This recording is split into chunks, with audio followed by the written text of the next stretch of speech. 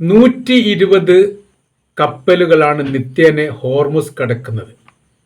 പെട്രോളിയവുമായിട്ട് ബന്ധപ്പെട്ടാണ് ഏറ്റവും കൂടുതൽ കപ്പൽ കടക്കുന്നത് എന്ന റിപ്പോർട്ട് പുറത്തു വന്നു. ചരക്ക് കപ്പലും എണ്ണക്കപ്പലും LNG വഹിച്ചുകൊണ്ടുള്ള കപ്പലും പിന്നീട് കണ്ടെയ്നറുകളും ഇതെല്ലാം കൂടിയിട്ട് ഏകദേശം നോക്കുന്ന സമയത്ത് 120 കപ്പലാണ് നിത്യേന. അതായത് ഇപ്പോൾ താൽക്കാലികമായിരിക്കുന്ന വെടിനിർത്തൽ ഉണ്ടായതിന് ശേഷം ഹോർമുസ് കടൽ കടന്നുകൊണ്ട് മറ്റ് രാജ്യത്തിലേക്ക് പ്രവേശിക്കുന്നത്. ഇതിൽ പകുതിയോളം കപ്പലിൽ നിന്നും ഇറാൻ അവരുടെ ചുങ്കം വാങ്ങുന്നുണ്ട്. 1.5 മില്യൺ ഡോളറാണ് കണക്കാക്കിയിട്ട് വാങ്ങുന്നത്. പകുതിയോളം പലതിനും അന്താരാഷ്ട്ര പാത എന്ന കണക്കിലോ അതല്ലെങ്കിൽ അവരുമായി സഹകരിക്കുന്ന കപ്പലോ വിടുന്നുണ്ട്.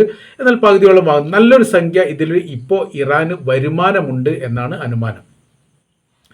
പെട്രോളിയത്തിൻ്റെ പ്രതിരോധവുമായിട്ട് ബന്ധപ്പെട്ട് ഏറ്റവും കൂടുതൽ പ്രയാസം അനുഭവിക്കുന്ന ലോക രാജ്യങ്ങളൊന്ന് അമേരിക്കയാണ്. പെട്രോൾ ഉൽപ്പന്നവും അതിൻ്റെ വിതരണവും അതുമായി ബന്ധപ്പെട്ട കാര്യത്തിലൊക്കെ വലിയ രീതിയിലാണ് പെട്രോളിയത്തിൻ്റെ വില വർദ്ധിച്ചത്. എവിടെ? അമേരിക്കയിൽ. നമ്മൾ നോക്കാം ഇറാൻ്റെ ഈ മേഖലയിലുള്ള ലാഭം എത്രയുണ്ട് എന്നുള്ളത്. ഇറാൻ നിത്യേന 10 ദശലക്ഷം ബാരൽ ക്രൂഡ് ഓയിൽ കയറ്റുമതി ചെയ്യുന്നു. അഥവാ 80 മില്യൺ ഡോളർ ഏറെക്കുറെ വരുമാനം ലഭിക്കുന്നു. ഇത് സംഖ്യ കൂടാനാണ് സാധ്യത. കാര്യം എന്ന് പറഞ്ഞാൽ കൃത്യമായിരിക്കുന്നൊരു എണ്ണം എത്ര കപ്പൽ പോകുന്നുണ്ട് എന്നുള്ളത് ഇറാൻ ഇപ്പോഴും പറഞ്ഞിട്ടില്ല. ഏറെക്കുറെയാണ് ഇതിൻ്റെ അനുമാനം. ഇറാനെ സംബന്ധിച്ചിടത്തോളം ഈ കരാർ വ്യവസ്ഥ ഏത് സമയം നിൽക്കും എന്നുള്ളത് അവർക്കറിയാം. അങ്ങനെ നിൽക്കുകയാണെങ്കിൽ അവരുടെ ഈ കപ്പൽ മുഖാന്തരമുള്ള എണ്ണ വിൽപ്പനയുമായിട്ട് ബന്ധപ്പെട്ട പ്രവർത്തനങ്ങൾ അപ്പാടെ അവിടെ നിന്നു പോകും. അതില്ലാതാക്കാൻ വേണ്ടിയിട്ട് അതിനെ അതിജീവിക്കാൻ വേണ്ടിയിട്ട് പരമാവധി ഉൽപ്പാദനം വർദ്ധിപ്പിക്കുകയും പരമാവധി വിൽപ്പന വർദ്ധിപ്പിക്കുകയും ചെയ്യുന്നു. ചൈനയിലൊക്കെ ആണെങ്കിൽ വലിയ രീതിയിൽ ക്രൂഡ് ഓയിൽ ശേഖരിക്കാനുള്ള ഒരു സംവിധാനം തന്നെ സൃഷ്ടിച്ചിരിക്കുന്നു എന്നുള്ളതാണ്. കാര്യം എന്ന് പറഞ്ഞാൽ ഈ ഇറാൻ്റെ പ്രതിസന്ധി എത്രത്തോളം ഉണ്ടോ അതിന് ഏറ്റവും കൂടുതൽ നേരിട്ട് ബാധിക്കുക ചൈനക്കാണ്. അപ്പോൾ അതുകൊണ്ട് തന്നെ ഇവിടെ ഇനിയും യുദ്ധ കാര്യങ്ങളോ ഉണ്ടാവാൻ സാധ്യതയുണ്ട് എന്നതിനാൽ അവരെന്ത് ചെയ്യുന്നുണ്ട്? അവർ ക്രൂഡ് ഓയിൽ പരമാവധി ശേഖരിക്കുന്നുണ്ട്. അതിൻ്റെ മെച്ചം ഇറാന് ലഭിക്കുകയും ചെയ്യുന്നുണ്ട്. ഇപ്പോൾ ഈ ഉപരോധം എന്ന് പറയുന്ന സമയത്ത് വലിയ പ്രശ്നമാണ്. ഉപരോധം ഇറാനിൽ ഒരുപാട് പതിറ്റാണ്ടുകളോളം ഉപരോധമുണ്ട്. ഇടയ്ക്കിടയ്ക്ക് കുറച്ച് ഉപരോധം ഒഴിവാക്കും, പിന്നീട് ഉപരോധം ഏർപ്പെടുത്തും. ഓരോരോ പ്രസിഡന്റുമാർ മാറി മാറി വരുന്ന സമയത്ത് കുറഞ്ഞ കാലത്ത് ഉപരോധം ഇല്ലാതാക്കും. ഞങ്ങൾ നല്ല പിള്ളാണെന്നൊക്കെ ഒന്ന് തെളിയിക്കാൻ വേണ്ടിയിട്ട് ആ പ്രവൃത്തി ചെയ്യും. കുറച്ചങ്ങോട്ട് കഴിയുന്ന സമയത്ത് ഇറാനിൽ തന്നെ ഉപരോധം വെച്ചിട്ടേ കാര്യമുള്ളൂ എന്ന് പറഞ്ഞിട്ട് അങ്ങോട്ട് ഉപരോധം നടത്തുകയും ചെയ്യും. ഈ സാധാരണഗതിയിൽ അവിടെ ഉണ്ടാകുന്നതാണ്, ഇറാൻ അറിയാവുന്നതുമാണ്. അപ്പോൾ ഈ കാലത്തൊക്കെ ഏകദേശം കട്ട് വിൽപ്പന നടത്തുക എന്ന് പറഞ്ഞ രീതിയിലാണ് ഇറാൻ എന്ത് ചെയ്യുന്നത്? മറ്റു ലോക രാജ്യങ്ങൾക്ക് പെട്രോളിയം വിൽപ്പന നടത്തുന്നത്. വിൽപ്പന നടത്തി വിവരം അറിഞ്ഞു കഴിഞ്ഞാൽ അമേരിക്ക എന്ത് ചെയ്യും? ആ രാജ്യത്തിന് ഉപരോധം ഏർപ്പെടുത്തും. അപ്പോൾ സാമ്പത്തിക ഉപരോധമായിട്ട് ബന്ധപ്പെട്ട് വലിയ രീതിയിൽ പ്രതിസന്ധി വിഷയങ്ങളൊക്കെ ഉണ്ടാവും. ചൈന എന്ത് ചെയ്യും? ഏത് പ്രതിസന്ധി അതിജീവിക്കാൻ തയ്യാറാണ് എന്ന് പറഞ്ഞിട്ട് ഇറാൻ്റെ അടുത്ത് നിന്ന് പെട്രോളിയം വാങ്ങും. അവർക്ക് ഇഷ്ടം പോലെ കൊടുക്കുകയും ചെയ്യും. അവരേതായാലും അമേരിക്കയുടെ ഉപരോധത്തിലാണ്, പിന്നെ അമേരിക്കയുടെ ഉപരോധം പേടിക്കേണ്ട കാര്യമില്ലല്ലോ എന്ന് കരുതിയിട്ട് ഏറ്റവും കൂടുതൽ ഈ യുദ്ധ സമയത്തും ചൈനയാണ് ധൈര്യപൂർവ്വം ഇറാൻ്റെ കയ്യിൽ നിന്ന് പെട്രോളിയം വാങ്ങുക. മറ്റുള്ള ലോക രാജ്യങ്ങളൊക്കെ വാങ്ങാൻ വലിയ പേടിയുണ്ട്. മാത്രവുമല്ല ലോകത്തിലെ ഏറ്റവും വലിയ ജനസംഖ്യയുള്ള രാജ്യങ്ങളൊന്ന് ചൈനയാണ് എന്നതിനാൽ അവർക്ക് വലിയ രീതിയിലുള്ള ഉൽപ്പാദനമുണ്ട്. അതുകൊണ്ട് തന്നെ ഇത് കിട്ടിയേ മതിയാവും. കിട്ടിയിട്ടില്ലെങ്കിൽ വലിയ വിഷയം ഉണ്ടാവും.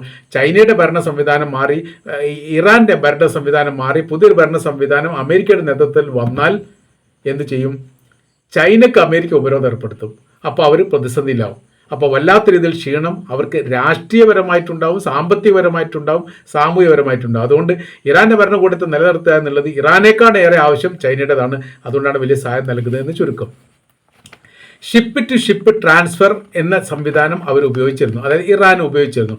അഥവാ ഇവിടുന്ന് ഇറാൻ്റെ കപ്പലിലാണ് കയറ്റുന്നതെങ്കിൽ ഏകദേശം മധ്യക്കടലിൽ വെച്ചിട്ട് ഈ കപ്പലിന് ഷിഫ്റ്റ് ചെയ്യാം. എന്നിട്ട് മാറ്റത്തിരുത്തൽ കയറ്റി വേറെ കപ്പലിലേക്ക് മാറ്റുക. അങ്ങനെ കണ്ണിൽ പൊടിയിട്ട് കഴിഞ്ഞിട്ട് നമ്മൾ വണ്ടി മാറ്റി കൊണ്ടുപോകുക എന്ന് പറയുന്ന പ്രവർത്തനങ്ങൾ റോഡിലൂടെ മാത്രമല്ല യഥാർത്ഥത്തിൽ കടലിലും നടക്കുന്നുണ്ട് എന്ന് ചുരുക്കം. ആ പ്രവൃത്തി വല്ലാത്ത രീതിയിൽ ചെയ്തിരുന്നു. അങ്ങനെ പല 4ലധികം രാജ്യങ്ങൾ അങ്ങനെ ഇറാൻ്റെ അടുത്ത് നിന്ന് പെട്രോളിയം വാങ്ങും, മധ്യക്കടലിൽ വെച്ചിട്ട് അത് ചേഞ്ച് ആക്കും. അവരുടെ കപ്പലിലേക്കോ വേറെ ഏതോ കപ്പലിലേക്കോ, അല്ലെങ്കിൽ പതാക ഇല്ലാത്ത കൃത്യമായ രജിസ്ട്രേഷൻ ഇല്ലാത്ത അങ്ങനെ പല പരിപാടിയുണ്ടല്ലോ. ഇവിടെ പല ഈ RC ബുക്ക് ഇല്ലാത്ത വണ്ടികളൊക്കെ നമ്മുടെ റൂട്ടിലൂടെ ഓടുന്നുണ്ടാവും, രേഖകളില്ലാത്തതുണ്ടാവും, ഏതെങ്കിലും മോഷ്ടിക്കപ്പെട്ടത് പല തരത്തിലാണല്ലോ. പിടിക്കപ്പെടുന്ന സമയത്തല്ല അറിയൂ. ആ തരത്തിലുള്ള പ്രവർത്തികൾ കടലിൽ വെച്ചിട്ട് യഥാർത്ഥത്തിൽ നടത്തിയിട്ടുണ്ട് എന്നുള്ളതാണ് ഇപ്പോഴത്തെ റിപ്പോർട്ടിൻ്റെ അടിസ്ഥാനത്തിൽ പുറത്തു വരുന്നത്. ഉപരോധം കാരണം ഇറാൻ ചെയ്തിരുന്ന പ്രവർത്തനങ്ങളെല്ലാം ഇപ്പോൾ സ്വതന്ത്രമായ രീതിയിൽ തന്നെ ചെയ്യുന്നുണ്ട്. അഥവാ ആയക്കടലിൽ ക്രൂഡ് ഓയിൽ ഈ മാറ്റി പണിയുന്ന പ്രവർത്തികളൊന്നും അല്ലാതെ നേരിട്ട് കൊണ്ടുള്ള വിൽപ്പന ഇപ്പോൾ നടത്തുന്നുണ്ട്. കാരണം ഉപരോധം പിൻവലിച്ചു. അത് അമേരിക്കക്കും ആശ്വാസമാണ് എന്ന് ചുരുക്കം. നമ്മുടെ ഈ പെട്രോളിയത്തിൻ്റെ വില ഒന്ന് കമ്പയർ ചെയ്ത് നോക്കാം. അപ്പോൾ തന്നെ ഇതിൻ്റെ ഗൗരവം മനസ്സിലാവും. അമേരിക്കയ്ക്ക് ഏറ്റവും കൂടുതൽ പൊള്ളാനുള്ള കാരണം അവിടെ ക്രൂഡ് ഓയിലിൻ്റെ വില അല്ലെ പെട്രോളിയത്തിൻ്റെ വില വർദ്ധിക്കുന്നു എന്നുള്ളത്. അത് നിയന്ത്രിക്കാൻ അമേരിക്കയ്ക്ക് സാധിക്കുന്നില്ല. എന്നാൽ ഇറാനിലോ വില വർദ്ധിക്കുന്നില്ല. അതാണ് ഏറ്റവും വലിയ വിഷയം. നിലവിലെ ഇന്നത്തെ സാഹചര്യം നമ്മൾ നോക്കുന്ന സമയത്ത് ഇങ്ങനെ പറയുന്നത്, അമേരിക്കയെ അപേക്ഷിച്ച് ഇറാനിൽ പെട്രോളിയത്തിന് 30 മടങ്ങ് വില കുറവാണ്. ഇവിടെ അമേരിക്കയിൽ നിന്ന് വാങ്ങുന്ന പെട്രോളിയത്തേക്കാൾ 30 മടങ്ങ് കുറവാണ് ഇറാനിലെ പെട്രോളിയം എന്നുള്ളത്. 1 ലിറ്റർ പെട്രോളിന് അമേരിക്കയിൽ നമ്മുടെ ഇന്ത്യയുടെ കറൻസി കണക്കാക്കുന്ന സമയത്ത് 95 രൂപ 99 രൂപ ആ റേഞ്ചിലാണ് വരുന്നത്. 100 രൂപയുടെ അടുത്താണ് അമേരിക്കയിൽ ഇപ്പോൾ 1 ലിറ്റർ പെട്രോൾ വാങ്ങണമെങ്കിൽ ഇന്ത്യയുടെ കറൻസി ആയി താരതമ്യം ചെയ്യുന്ന സമയത്ത് വില. അഥവാ ഇന്ത്യയുമായിട്ട് ബന്ധപ്പെടുന്ന സമയത്തോ സെയിം ആണ്. ഇന്ത്യയിൽ ഇപ്പോൾ 1 ലിറ്റർ പെട്രോളിന് വരുന്നത് ഏകദേശം 105 രൂപയാണ്. അവിടെ വരുന്നത് ഏകദേശം 99 രൂപ 100 രൂപ ആ റേഞ്ചിൽ വരുന്നുണ്ട്. ഏറെക്കുറെ സെയിം ആണല്ലോ. എന്നാൽ ഇറാനിലോ 1 ലിറ്റർ പെട്രോളിന് 3 രൂപയാണ് വില. നമ്മുടെ ഇന്ത്യയുടെ കാര്യം നോക്കുന്ന സമയത്ത് ശരിക്കും ഇറാനിൽ പോയിട്ട് കുറേ പെട്രോൾ മേടിച്ചുകൊണ്ട് വന്ന് ഇവിടെ വിൽപ്പന നടത്തിയാൽ പോലും ലാഭം ഉണ്ടാകുന്ന രീതിയിലാണ്. അവിടെ അത്രക്ക് വില കുറവാണ്. ഇനി അതിനേക്കാൾ രസകരമായിരിക്കുന്ന കാര്യം അതൊന്നുമല്ല. അതിനേക്കാളും വലിയ രസം വരാൻ പോകുന്നത്, അഥവാ ലോകത്ത് ഏറ്റവും കൂടുതൽ എണ്ണക്കിണറുള്ള രാജ്യങ്ങളിലൊന്ന് അമേരിക്കയാണ്. ഏറ്റവും കൂടുതൽ ഉൽപ്പാദിപ്പിക്കുന്ന രാജ്യങ്ങളോ അതിലും അമേരിക്കയുടെ പേരാണ് ആദ്യം വരുന്നത്. പക്ഷെ അവർക്ക് എന്തോ നിയന്ത്രിക്കാൻ സാധിക്കുന്നില്ല. കുറേ പ്രശ്നങ്ങൾ. അതായത് 5 മുതൽ 6 ലക്ഷം വരെ കിണറുള്ള രാജ്യമാണ് അമേരിക്ക. 13 മുതൽ 14 ദശലക്ഷം ഉൽപാദനം നിത്യേന നടക്കുന്നു. 4 മുതൽ 5 ദശലക്ഷം കയറ്റുമതി ചെയ്യുന്നു. അത് ഇങ്ങനെ ബാരൽ ലിറ്റർ നോക്കുന്ന സമയത്ത് അങ്ങനെയാണ് അത് പറയുന്നത്. അത്രയും കയറ്റുമതി ചെയ്യുന്നു 4 മുതൽ 5 വരെ. ബാക്കി ആഭ്യന്തര ഉൽപാദനവുമായിട്ട് ബന്ധപ്പെട്ട് കാര്യങ്ങളൊക്കെ പോകുന്നു. ഇനി നമ്മൾ ഇറാനിലേക്ക് പോകുന്ന സമയത്ത് 4000 മുതൽ 5000 എണ്ണക്കിണറുകളാണ് ഇറാനിലുള്ളത്. അപ്പോൾ അമേരിക്കയിൽ എത്ര ഉള്ളത്? 5 മുതൽ 6 ലക്ഷം വരെ. 4000 മുതൽ 5000 വരെ എണ്ണക്കിണറുകൾ ഇറാനിലുണ്ടെങ്കിലും 3000 മുതൽ 3500 കിണറിൽ നിന്ന് മാത്രമേ എണ്ണ ഉൽപ്പാദിപ്പിക്കുന്നുള്ളൂ. വേറെ എന്തൊക്കെ വിഷയങ്ങളുണ്ടാവും ഒരുപക്ഷെ. ഉൽപാദനം 3.5 ദശലക്ഷം. ആഭ്യന്തര ഉൽപാദനം അല്ലെങ്കിൽ ആഭ്യന്തര ഉപയോഗം 1.8 ദശലക്ഷം. കയറ്റുമതി ചെയ്യുന്നത് 2 ദശലക്ഷം. ദശലക്ഷം ബാരലാണ്. അപ്പോൾ ഇത്രയേറെ എണ്ണ ഉൽപ്പാദിപ്പിക്കുന്ന അല്ലെ എണ്ണക്കിണറുള്ള അമേരിക്കയെക്കാണ് അതിൻ്റെ എത്രയോ മടങ്ങ് താഴെയാണ് 5-6 ലക്ഷവും അതേപോലെ 5000 കിണറും തമ്മിൽ താരതമ്യം ചെയ്യുന്ന സമയത്ത് എത്ര അതിൻ്റെ ശതമാനം കൂട്ടാൻ ഒരു ദിവസം കൂട്ടാനുണ്ട്. അത്രയും മാറ്റം ഉണ്ടായിട്ടും ഇവിടെ ഇറാനിൽ എണ്ണ 1 ലിറ്റർ പെട്രോളിയം കിട്ടാൻ വേണ്ടിയിട്ട് 3 രൂപ കൊടുത്താൽ മതി. അതേ പെട്രോളിയം 1 ലിറ്റർ അമേരിക്ക കിട്ടണമെങ്കിൽ 99 രൂപ അല്ലെങ്കിൽ 100 രൂപ കൊടുക്കണം എന്നർത്ഥം. അപ്പോൾ ഇതിൽ മാറ്റങ്ങൾ വല്ലാത്ത രീതി ശ്രദ്ധിക്കേണ്ടതാണ്. ഇന്ത്യയിലും ഉണ്ട് കേട്ടോ. ഇന്ത്യയിൽ 6.7 ലക്ഷം ബാരൽ ഉൽപ്പാദിപ്പിക്കുന്നുണ്ട് ഇന്ത്യയിൽ. അതിൽ ഉപഭോഗം 55 ദശലക്ഷമാണ്. നമ്മൾ ഉൽപ്പാദിപ്പിക്കുന്നത് എത്രയാണെന്നറിയോ? 6 മുതൽ 7 ദശലക്ഷം ബാരൽ ഇന്ത്യ ഉൽപ്പാദിപ്പിക്കുമ്പോൾ ഉപഭോഗം 55 ദശലക്ഷമാണ്. അപ്പോൾ ഉൽപ്പാദിപ്പിക്കുന്നതിൻ്റെ എത്രാനും മടങ്ങ് എന്ന് നോക്കിയാൽ മതി.